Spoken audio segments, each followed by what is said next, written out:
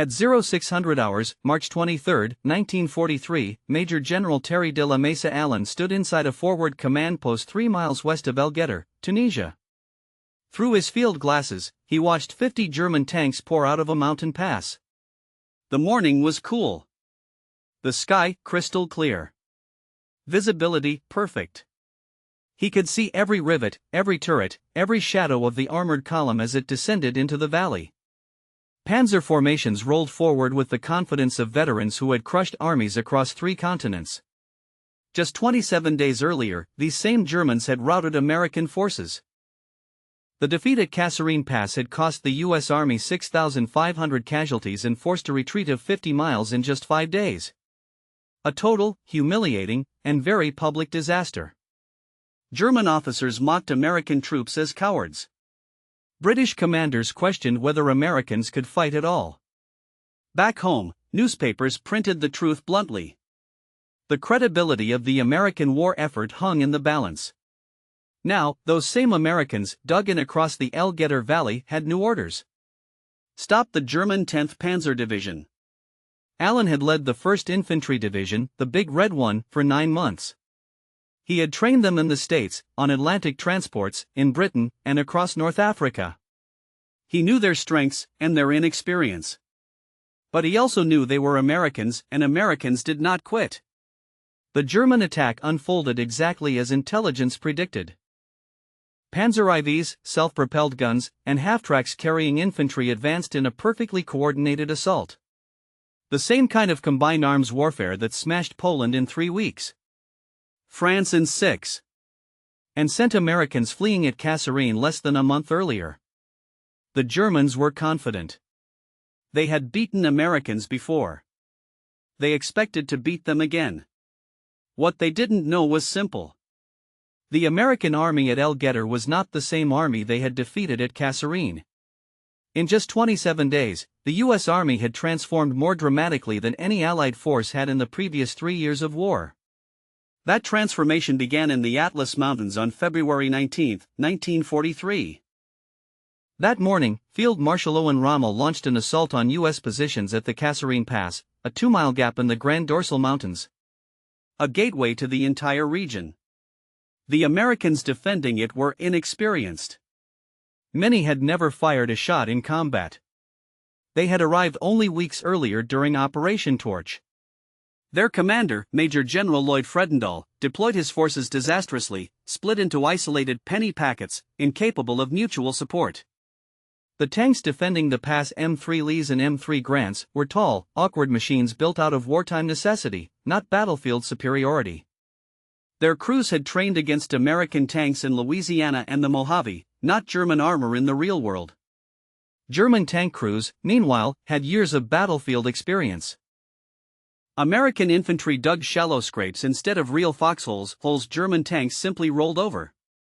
These lessons would be learned in blood. When Rommel attacked, the American line collapsed in hours. Panzers smashed through the pass. Italian troops overran artillery. Fredendall's scattered units couldn't coordinate, couldn't communicate, couldn't fight together. Artillery fought on isolated radio nets. Observers couldn't reach their own guns. Air support never arrived. Units withdrew into enemy lines by mistake. By the night of February 16, 2 corps had lost 1,600 men, nearly 100 tanks, 57 half-tracks, and 29 artillery pieces. The retreat continued for 5 days as Rommel pushed the Americans back 50 miles, capturing towns and forcing British and American troops into chaotic withdrawal. When the German advance finally halted on February 22, American casualties totaled 6,500. 300 killed. 3,000 wounded. 3,000 missing. Along with massive losses in tanks, trucks, half-tracks, and artillery. German losses? 989 casualties and 34 tanks. It was the worst U.S. defeat of World War II. British leaders questioned American competence. German officers mocked American fighting ability. Field Marshal Albert Kesselring told Hitler Americans were both poorly trained and poorly led. For the first time, America's ability to wage war was in doubt. General Dwight D. Eisenhower, Supreme Allied Commander in North Africa, now faced a critical question. Could American forces stand toe-to-toe with German troops? Or would Britain have to carry the war in Europe? If Americans couldn't defeat Germans in North Africa, how could they lead the invasion of France? British leaders were skeptical. Churchill had doubts. Montgomery and Alexander believed Americans were poorly trained, poorly led, and unlikely to improve anytime soon. But Eisenhower saw something they didn't. The problem wasn't the American soldier. The problem was leadership, doctrine, and coordination. And those could be fixed. On February 26, 1943, just 2 days after Rommel withdrew, Eisenhower began the most rapid military reform of the modern era. His first move was decisive. He relieved Major General Lloyd Fredendall on March 6. Fredendall's headquarters, dug into tunnels 70 miles behind the front, was an embarrassment, an underground fortress built for self-preservation. He rarely visited the battlefield.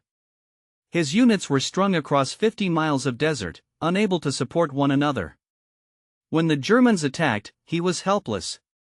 Eisenhower replaced him with Major General George S. Patton, a 57-year-old cavalryman who had spent his life preparing for modern mechanized war. Patton took command at 1,000 hours on March 6. He had 17 days to rebuild 2 corps. Patton understood a fundamental truth. Soldiers will die for a commander they fear and respect. He needed both. He began with discipline. Uniforms immaculate. Helmets, leggings, insignia mandatory. Violations meant court-martial. Officers who tolerated sloppiness were relieved on the spot. Patton toured every position, inspecting uniforms, weapons, gear, foxholes. He fined officers for missing neckties. He made soldiers redig foxholes that were too shallow. He was relentless. At first, 2 corps hated him. But Patton wasn't enforcing dress codes for appearances. He was changing the culture. An army that looked sloppy would think sloppy and fight sloppy. Discipline in the small things created discipline in battle. Slowly, things began to change. Demoralized units became cohesive teams. Soldiers took pride in their gear. Formations tightened. Weapons were cleaned daily. Vehicles meticulously maintained. Communications crews drilled relentlessly. Small unit leaders rehearsed tactics. Officers studied the ground where they would fight. The casual mindset that led to disaster at Kasserine disappeared. Men who had run before began to believe they could stand and fight. Belief mattered. Patton restored confidence. Eisenhower restored competence. Meanwhile, Eisenhower's staff attacked the systemic failures exposed at Kasserine. Artillery came first. American guns were excellent. Ammunition was plentiful. But coordination was non-existent. Before Kasserine, each battery operated on its own frequency, answering only to its own observer. Massed fire, the German specialty, was impossible. Within days, Eisenhower's team created a new fire direction system linking batteries across the entire corps.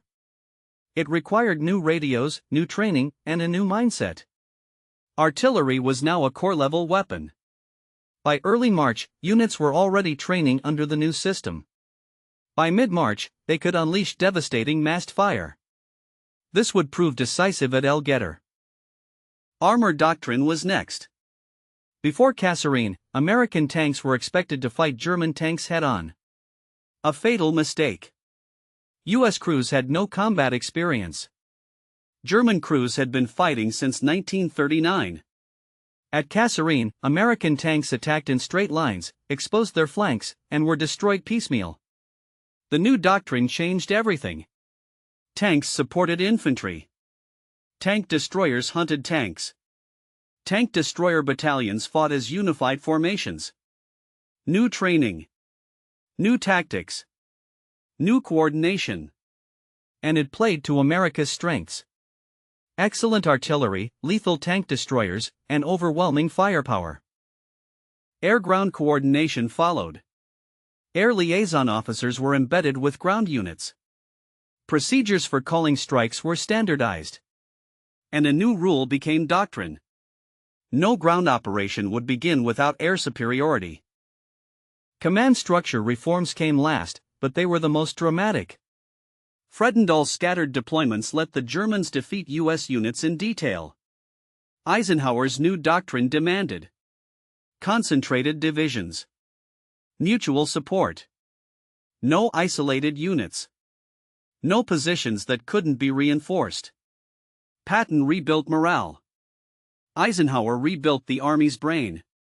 Both transformations moved in parallel. On March 17, just 11 days after taking command, the 1st Infantry Division and 1st Armored Division advanced into central Tunisia. They captured Gafsa with minimal resistance. The next day, Darby's Rangers seized El Guettar. Italian forces withdrew into the hills. II Corps was now perfectly positioned. A breakthrough at El Guettar could cut Axis supply routes and trap German forces between the advancing Americans and the British Eighth Army.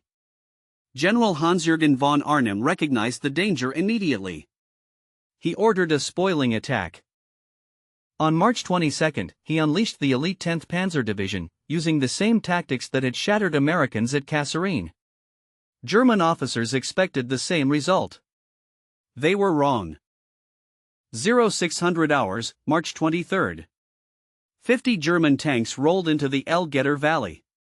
Panzer IVs leading, followed by self-propelled guns, half-tracks full of infantry, motorcycle scouts weaving ahead. They advanced across 2 miles of open ground, convinced the Americans would break. But this time, the Americans were silent, disciplined, invisible.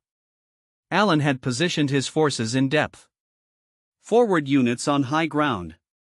Successive defensive belts behind them. Interlocking fields of fire. Concealed artillery pre-registered on every approach. Tank destroyers dug in and camouflaged. Every radio frequency coordinated. Every unit knowing exactly where its neighbors were. Minefields, laid the night before, waited for the panzers. This time, the defense was unified and deadly. At 400 yards, the lead panzers hit the mines. Explosions tore through the formation, bunching the column. Exactly what the Americans wanted. Then came the artillery. Fire for effect. Every gun within range opened up. 105s. 155s. White phosphorus. High explosive. 12 minutes of coordinated, devastating bombardment. German tanks burned. Half-tracks exploded. Infantry were shredded in the open.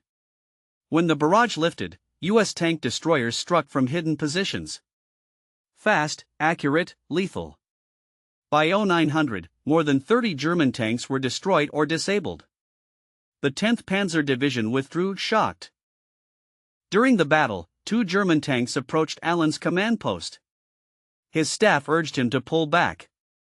Allen replied, "I will like hell pull out. And I'll shoot the first man who does." At 1645 hours, the Germans attacked again, this time attempting a flank. The result was the same. Massed American artillery. Tank destroyers firing from prepared positions. German armor cut down before reaching the infantry. By nightfall, the Germans withdrew for good. The broader battle continued for 2 weeks as Americans pushed through the passes. Italian defenders fought hard from the high ground, slowing progress. But the strategic situation had reversed. On March 26, the British launched Operation Supercharge 2, smashing the Mareth line and forcing a general Axis retreat.